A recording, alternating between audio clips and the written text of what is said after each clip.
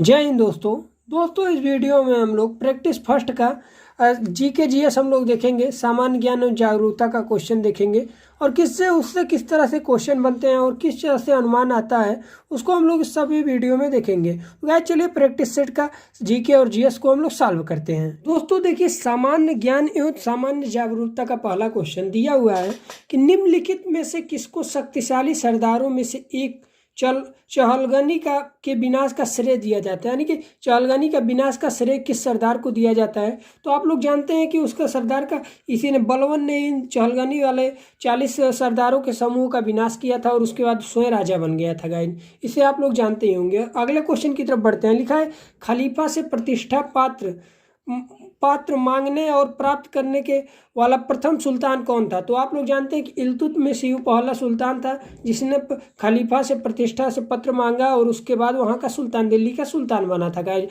और इसने ये सिक्के प्रचलित करवाए थे।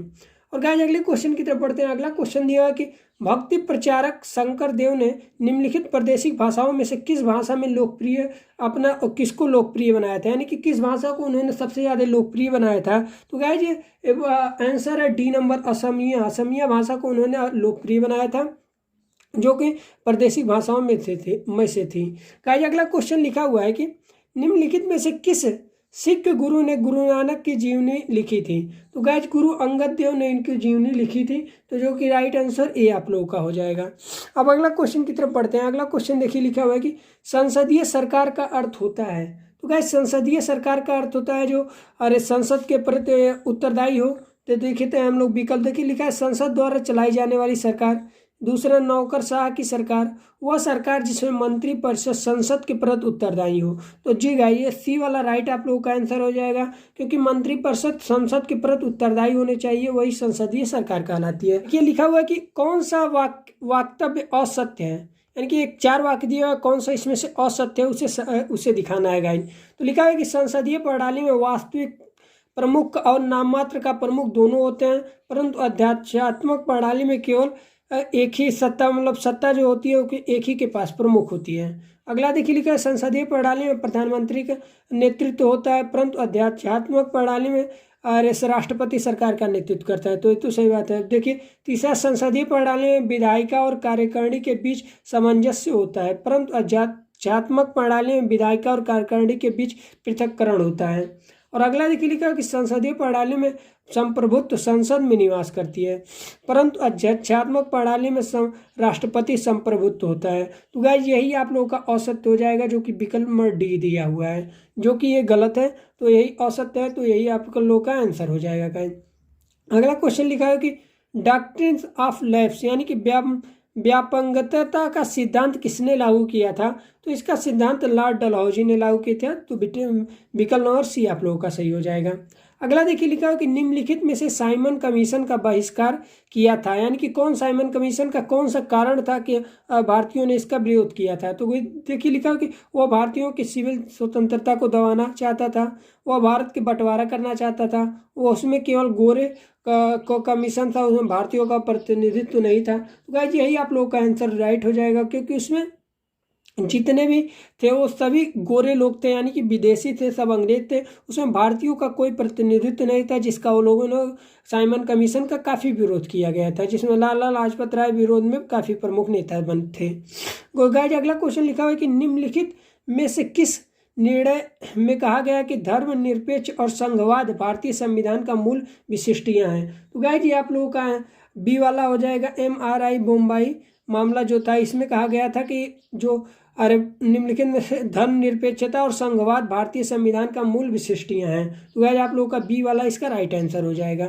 अगला क्वेश्चन देखिए, लिखा हुआ है कि भारत के उपराष्ट्रपति के निर्वाचन के लिए निर्वाचन मंडल होता है, यानी कि भारत के उपराष्ट्रपति के निर्वाचन के लिए निर्वाचन मंडल होता है, उसे बताना है। देखिए लिखा हुआ है कि लोकसभा और राज्यसभा तथा राज्य विधान मंडलों के निर्वाचित सदस्य, लोकसभा तथा राज्यसभा के निर्वाचित सदस्य, तो संसद के दोनों सदनों के सदस्य। तो गाइस आप लोग का राइट आंसर सी हो जाएगा, क्योंकि लोकसभा के उपराष्ट्रपति का जब निर्वाचन होता है तो संसद के दोनों सदनों के सदस्य उपस्थित रहते हैं।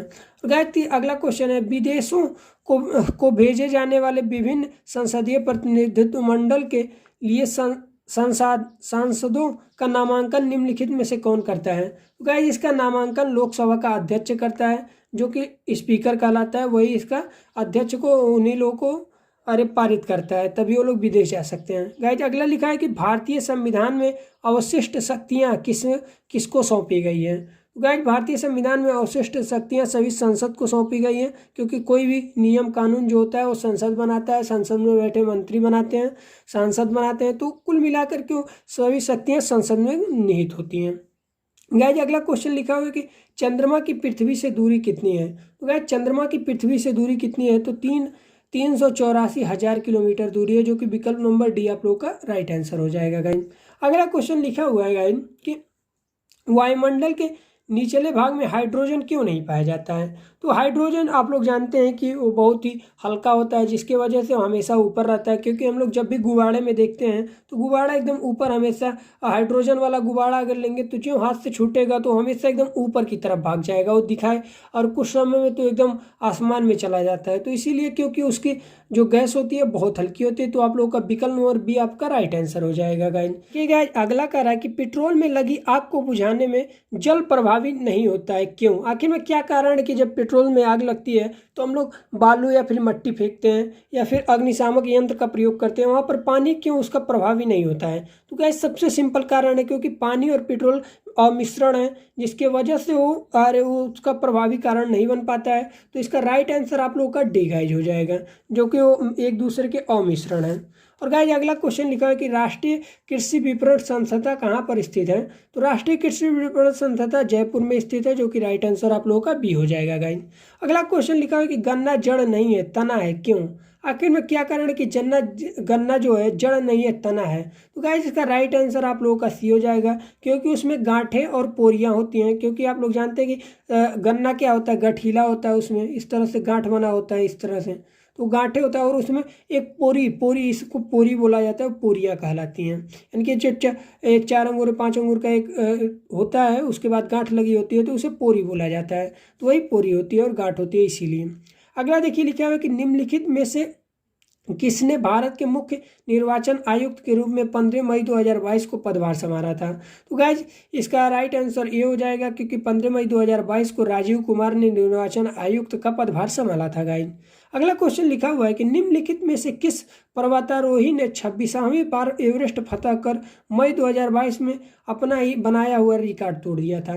गाइज अपना ही बनाया हुआ रिकॉर्ड किसने तोड़ा था? कामिशीता शेरप्पा ने इस रिकॉर्ड को तोड़ा था, जो कि उन्हीं का बनाया हुआ रिकॉर्ड उन्होंने खुद 26वीं बार चढ़ करके माउंटेन एवरेस्ट पे फतह करके बनाया था। गाइज और गाइज अगला क्वेश्चन लिखा है कि निम्नलिखित में से किस राज्य पर पुरातत्वविदियों को खुदाई में के दौरान 5000 साल पुरानी ज्वेलरी की फैक्ट्री में मई 2022 में मिली थी? तो गाइज इसका राइट आंसर भी हो जाएगा राखीगढ़ी, जो कि राखीगढ़ी हरियाणा राज्य में पड़ता है। वहीं पर ज्वेलरी की फैक्ट्री मिली थी, जो कि करीब 5000 साल पुरानी है। गाइज तो गाइज आप लोगों को कुछ सामान्य ज्ञान और जागरूकता के कुछ इंपॉर्टेंट क्वेश्चन थे, जो कि प्रैक्टिस सेट फर्स्ट में से मैंने बताया।